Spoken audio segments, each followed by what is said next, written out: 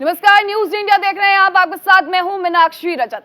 आज गृह मंत्री अमित शाह बिहार में थे। शाह बिहार क्या पहुंचे, बिहार के सियासी गलियारे में हलचल तेज हो गई। हलचल इसलिए तेज हो गई क्योंकि अमित शाह के कार्यक्रम में नीतीश कुमार को शामिल नहीं किया गया। शुक्रवार को नीतीश का राबड़ी देवी के इफ्तार पार्टी में शामिल होना, तेज प्रताप यादव का नीतीश को महागठबंधन ज्वाइन करने का ऑफर देना और अमित शाह का नीतीश कुमार को नजरअंदाज करना, आखिर क्या है इसके सियासी मायने? क्या बिहार किसी राजनीतिक परिवर्तन की तरफ बढ़ रहा है? क्या नीतीश कुमार और बीजेपी दोनों एक दूसरे को कोई मैसेज देना चाह रहे हैं? क्या विधानसभा में पक्ष और विपक्ष की कुर्सियां बदलने वाली हैं? क्या बिहार के एनडीए में टूट होने वाली है? इन सभी सवालों के जवाब इस रिपोर्ट में देखिए।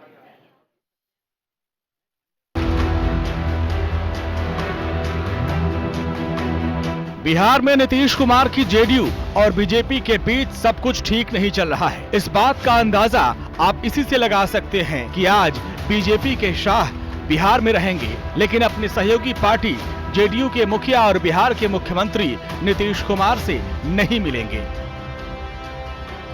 शाह का कार्यक्रम कुछ इस तरीके से सेट किया गया है कि Nitish Kumar out of frame हो गए। केंद्रीय गृह मंत्री का बिहार जाना और बिहार के मुख्यमंत्री से न मिलना अपने आप में बहुत कुछ कहता है। हालांकि बिहार में सुशासन बाबू बीजेपी के सहयोग से ही मुख्यमंत्री बने हैं, लेकिन इन दोनों के रास्ते अब जुदा होते नजर आ रहे हैं। हमारे कहने की एक दूसरी वजह ये है।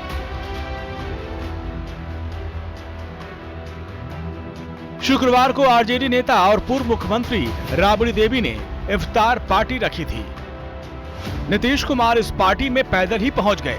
आपको याद होगा कि बिहार में नीतीश की राजनीति शुरू से ही लालू के जंगल राज के विरोध में थी और इन सब के बीच दोनों में गलबहियां करके सरकार भी बनाई थी, लेकिन ये सरकार ज्यादा लंबी नहीं चल पाई और दोनों की राहें अलग हो गई। एक बार फिर से लालू के घर इफ्तार में शामिल होकर नीतीश कुमार ने बीजेपी को शायद बड़ा और कड़ा संदेश देने की कोशिश की है। शायद ये बताने की कोशिश की है कि हमें ऐसा वैसा न समझो, मेरे पास अभी महागठबंधन वाला ऑप्शन बाकी है। आपको याद होगा कि लालू के बड़े बेटे तेज प्रताप यादव ने ट्वीट करके नीतीश को महागठबंधन में शामिल होने का न्योता भी दिया था। ऐसे में गृह मंत्री अमित शाह के बिहार दौरे में उनका नीतीश कुमार से न मिलने से राजनीतिक गलियारों में हलचल मच गई है। कहीं ऐसा ना हो कि नीतीश कुमार बहुत जल्द बीजेपी से ये कह दे, हम तुम्हारे नहीं हैं सनम। Bureau report, news India.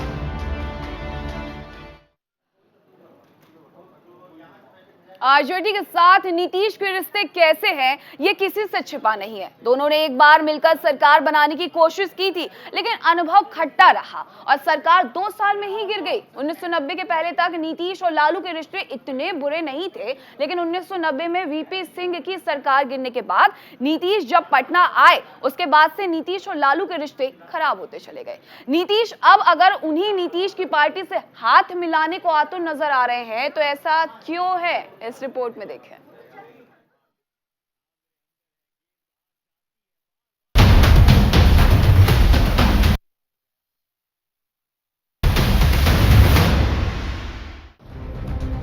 दो 2020 विधानसभा चुनाव के बाद नीतीश जीतकर भी हारे हुए नजर आते हैं। मुख्यमंत्री तो बीजेपी ने बना दिया, पर जनता दल यूनाइटेड सबसे छोटी पार्टी बनकर रह गई। ऊपर से भाजपा के 2 उप मुख्यमंत्रियों तारकिशोर प्रसाद और रेणु देवी से वो सबसे ज्यादा परेशान है। बीजेपी बड़े भाई की भूमिका में है। नीतीश को पता है कि ये उनका आखिरी कार्यकाल है। अगर जीते भी तो 2025 में बीजेपी उन्हें गद्दी नहीं देने वाली। कश्मकश से गुजर रहे नीतीश अभी अपनी और पार्टी के भविष्य पर ज्यादा ध्यान दे रहे हैं।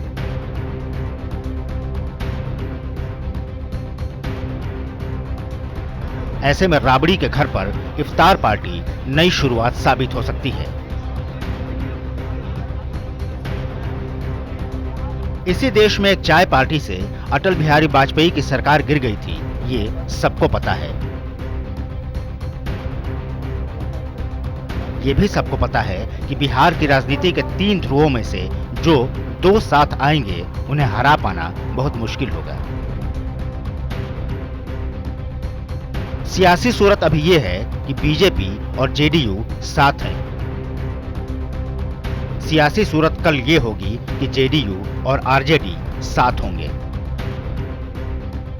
पॉलिटिक्स है और राजनीति में उथल पुथल होते रहता है। आज हम हैं तो कल वो हैं, कल वो रहेंगे तो आज हम रहेंगे, तो ऐसा ये सब चीज उथल पुथल जो है चलता रहता है। आपको याद होगा कि बिहार में नीतीश की सारी राजनीति लालू के विरोध से ही शुरू हुई थी और आगे बढ़ी थी। नीतीश ने ही बिहार में लालू राज खत्म किया, लेकिन 2014 के बाद सियासी सूरत ऐसी बदली कि नीतीश उन्हीं लालू से गले मिल गए। साल 2015 में नीतीश ने आरजेडी के साथ मिलकर सरकार बनाई, लेकिन वो गठबंधन महज 2 साल ही चल पाया। साल 2017 में नीतीश और लालू अलग हो गए।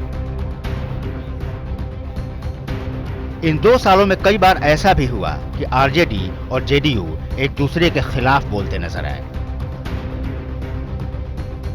लालू और नीतीश की दोस्ती बेहद पुरानी है, लगभग 30 साल पुरानी। लेकिन 1990 में बीपी सिंह की सरकार गिरने के बाद जब नीतीश कुमार ने पटना का रुख किया तो वो स्टेट गेस्ट हाउस ठहरने गए, लेकिन वहाँ लालू प्रसाद यादव ने उन्हें ठहरने तक नहीं दिया। उसके बाद नीतीश कुमार अपने एक दोस्त जो कि इंजीनियर थे वो उनके साथ रहने लगे, लेकिन लालू यादव ने वहाँ भी उस इंजीनियर का तबादला करा दिया। कहा जाता है राजनीति में न दोस्ती स्थायी है न दुश्मनी। लेकिन अब फिर से एक बार चर्चा का बाजार गर्म है लालू यादव और नीतीश कुमार की दोस्ती को लेकर। पटना से न्यूज़ इंडिया के लिए संजीव राय।